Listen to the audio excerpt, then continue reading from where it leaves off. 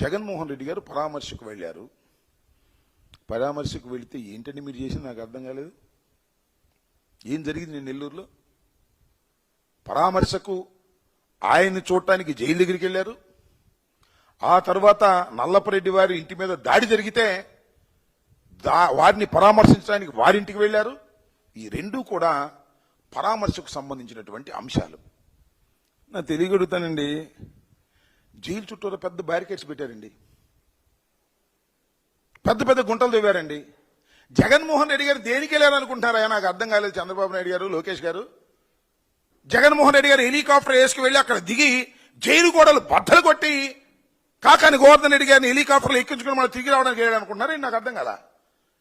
ఏమిటా వ్యవహారం, ఏమిటా బందోబస్తు, ఏమిటా ముళ్ళ కంచెలు చుట్టూరా వేశారండి. జైలు చుట్టూరా పెద్ద పెద్ద ముళ్ళ కంచెలు రోడ్లతో వేశారంట. మీకేం పోయే కాలం వచ్చింది? నవ్వు వచ్చింది నాకు నిజంగా. నిన్న జరిగినటువంటి సంఘటన చూసినప్పుడు, విన్నప్పుడు చాలా హాస్యాస్పదంగాను కొంత బాధగాను అనిపించింది.